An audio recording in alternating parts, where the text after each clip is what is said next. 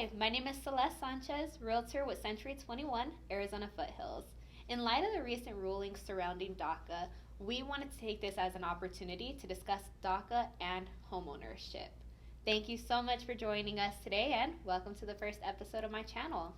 First and foremost, please allow me to introduce my special guest, Santiago Porres-Clark, loan officer with Western Alliance Mortgage, a broker here in Arizona. Santiago, thank you so much for your time and joining me today. How are you? I'm excellent. Thank you for the invite and on your first episode of your channel. I'm blessed to be here, and let's do it. Let's do it. Perfect. And I'm just so happy that we had the opportunity to put this video together and hopefully have some answers for those that might have had questions on this topic. So let's break it down first. What is DACA?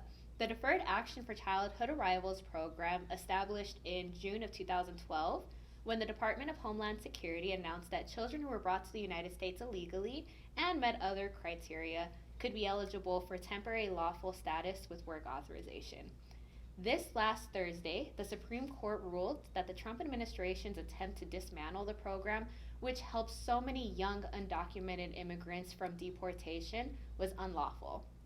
The decision says that the program should be reset to its original mandate in 2012, in which all applications must be accepted.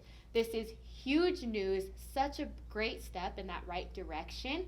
Yay! So let's now talk about homeownership and your options. Santiago, are DACA recipients eligible for a home loan? As today, they're eligible without any problem. Perfect. What kind of loan programs are DACA recipients eligible for? I know you mentioned that there have recently been some changes. Please tell us some more. Yes, last week had announces some changes that they're coming. They're coming. Hopefully, the following weeks, we can do FHA loan for them. As today, they're still eligible, to buy a house, but we have to do a conventional loan for them. And so hopefully the following weeks, the lenders, they can start making changes of those guidelines, so we can start either refinance or doing purchase for the DACA recipient as an FHA loan. Perfect. Now, staying on the subject of conventional loans, because that's what we're eligible for right now, what is the requirements for a conventional loan? For a conventional loan, typically, for a conventional loans, it's not that require a better FICO score, but the thing is that if the borrower has a better FICO score or 700 below, 700 above, it's better for them on the payment shock. It means that they will have better rate. They will have better private mortgage insurance, and for ending, they will have a better payment. So a lot of DACA recipient right now, I know for sure, they're on the bracket of 640 to 680. Okay, they can still buy in a house. The problem with them right now is that the only way that they can buy a house, it's through the conventional loan, right? Mm-hmm. So instead of doing an FHA loan like other people they doing right now. So hopefully again, fingers crossed, hopefully we can have those change, the lenders make those changes soon, so we can start closing those those borrowers buying those houses, okay, on the bracket of 640 to 680, so they can qualify for an FHA loan, because these people, they have the right to to buy a house. They're people that they have 2 years or more years of employment history, people that they're nurses, they're lawyers, they're a lot of people that very hard work on this country, and they deserve to have an opportunity. They deserve to have a house, okay, and I know it's their dream. So we're here to help. We're here to help, and hopefully I'm very excited to this news that hot dropped last week. So let hopefully we can have news for them on the following weeks, so we can start making those calls, and I know people is going to be very, very excited about this. Yes, I agree. And it's true. There's such hardworking people, and they deserve that opportunity to get into a home. So, now, what's the difference between what's typically required from a DACA recipient when going through the loan process? Any different documentation? Okay, so the DACA recipient is a work permit. Okay, it's a work permit. So there's in this country there's a lot of, or a tons of different work permits. So for a DACA recipient, the work permit its termination is C33. Okay, so if you see the work permit of them, on the work permit it says C33. Whenever you see a C33, it's a DACA recipient. Is the type of work permit. Okay, so for every single person in this country that wants to buy a house right now, the only extra requirement, if you're not U.S. citizen or permanent residency, is the work permit. It needs to be current, okay?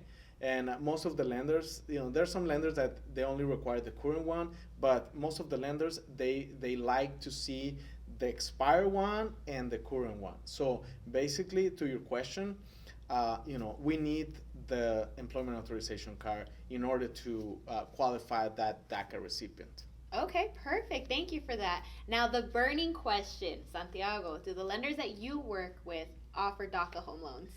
Yes, yes. As you said on the beginning, as a broker, we have the ability to work with different lenders and to offer different programs, different terms, rates, for every fit, every family has a different situation. So my job here, as a loan officer and on a broker world, it's, to accommodate those loans or situations where it fits better for the for the buyer, for the borrower. So yes, my lenders, they work with DACA recipients, and as today we're making conventional loans. We refinance a lot of DACA recipient right now, and they're still buying as a conventional loan. So hopefully next weeks, the following weeks, we can have the FHA loan for them program, so we can use them, and it's an extra tool for them. So I know a lot of people is gonna take advantage of this.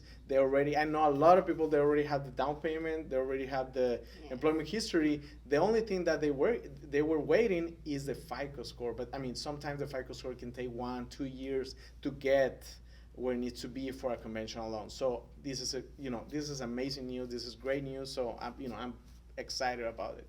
Good, yes, and we see it just in the way you're talking about it. So we're all excited about this. Again, thank you so much.